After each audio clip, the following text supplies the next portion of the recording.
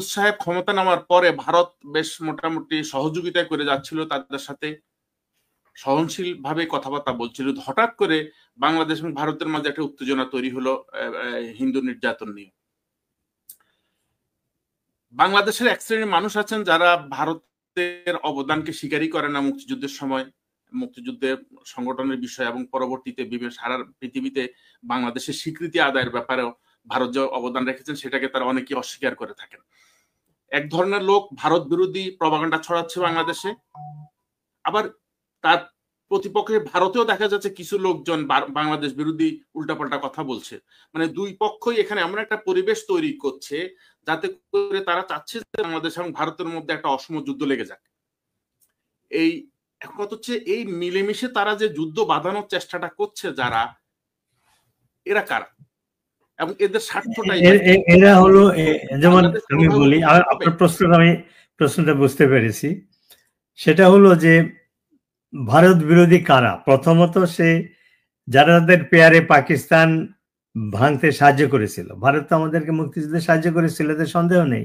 আমি একজন মুক্তিযুদ্ধ ছিলাম, ভারত আমাদেরকে ট্রেনিং দিয়েছে, অস্ত্র দিয়েছে, রাজনৈতিকভাবে সমর্থন করেছে। বঙ্গবন্ধুর জীবন বাঁচানোর জন্য ইন্দিরা গান্ধী সারা বিশ্বে ট্রাভেল করেছে। তো ভারত আমাদের সাহায্য করেছে। তো তাদের পেয়ারে পাকিস্তান ভাঙতে যারা সাহায্য করছে তাদের বিরুদ্ধে তো ওই পাকিস্তানের সেই প্রো পাকিস্তান এবং সেই পরাজয় থাকবে, এটা একটা ফ্যাকশন। আরেকটা হলো আপনারা যেটা উল্লেখ করেছেন, রাজনৈতিক কারণে ভারত বিরোধী একটা ইস্যু তৈরি করা হয়। যেমন ধরেন জিয়াউর রহমান, সে মুক্তিযুদ্ধের সময় ভারতে ছিল, সে একজন ব্রিগেড কমান্ডার ছিল, সে জানে ভারত কিভাবে মুক্তিযুদ্ধে সাহায্য করেছে, কিন্তু সেও সেই ভারত বিরোধী রাজনৈতিক কারণে ভারত বিরোধী যে সেন্টিমেন্ট সেটাকে প্রমোট করেছে। খালেদা জিয়ার দল এবং তার সরকার ভারতের বিরুদ্ধে অনেক কিছু করেছে, যে তার দলের সদস্য রিজভী ভারতের পণ্য বর্জন করার জন্য আন্দোলন করতেছে। সে ভারতে গিয়েছিল তার হার্টে চিকিৎসার জন্য, রিং বসানোর জন্য। ও সেটা করে বাংলাদেশে সেই ভারত বিরোধী শাড়ি পরানো শুরু করলো, টয়লেট পেপার, টয়লেট প্রোডাক্টগুলো বর্জনের করলো। এগুলো হিপোক্রেসি। অথচ যে ভারতের বিরুদ্ধে রাজনীতি করে খালেদা জিয়া যখন ভারতে গিয়ে ভারতের প্রধানমন্ত্রীর সাথে আলোচনা করেছে, তাকে জিজ্ঞেস করা হয়েছিল ফারাক্কা নিয়ে আপনি কোনো প্রশ্ন তুলেছিলেন কিনা, বলে আমি ভুলে গেছি। তো এগুলো রাজনৈতিক স্বার্থে এই ভারত বিরোধিতা করা হচ্ছে।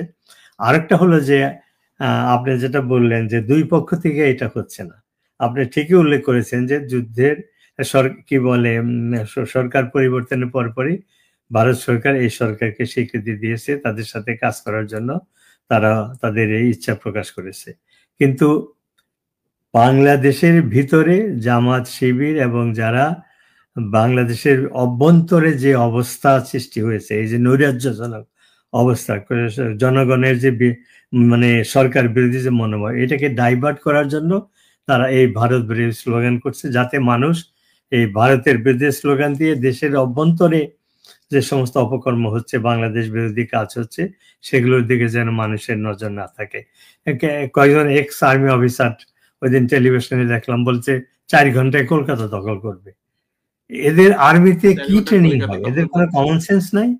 ভারত হলো আমাদের চারদিকে, আমাদের সব দিকে অর্থনৈতিক, সামরিক সব ব্যাপারে আমাদের চাইতে 10, 50, 100 গুণবে তারা শক্তিশালী। তাদের বিরুদ্ধে যুদ্ধ করে আমরা জয় করতে পারবো? একটা কথা আছে যে you can choose your neighbour. হ্যাঁ, তারপরে যেমন এই ইউনূস সেই ক্ষমতা গ্রহণের আগেই প্যারিসে এক ইন্টারভিউ যখন বাংলাদেশে যাচ্ছিল ক্ষমতা গ্রহণের জন্য, তখন সে ইন্টারভিউ বলেছে যে থ্রেট করেছে ইন্ডিয়াকে যে চিকেন নেগের মাধ্যমে ভারতের 7 সিস্টারকে তারা কন্ট্রোল করবে। অর্থাৎ সে থ্রেট করেছিল ভারত যদি বাংলাদেশে অশান্তি সৃষ্টি করে, বাংলাদেশও এই চিকেন নেকের মাধ্যমে 7 সিস্টারে অশান্তি করবে। এগুলো তো ডাইরেক্ট থ্রেট। তারপরে এটা বিশ্ববিদ্যালয়ের ছাত্র, তাদের এইটুকু কমন সেন্স নাই যে ইউনিভার্সিটির এন্ট্রেন্সে বা ভারতের পতাকা এঁকে ওইখানে মানুষ যেন পদদলিত করে। পতাকা একটা সিম্বল, সার্বভৌমত্বের সিম্বল, সেইটাকে আপনি যদি এইভাবে ইনসাল্ট করেন তো তার রিয়াকশন হবে না?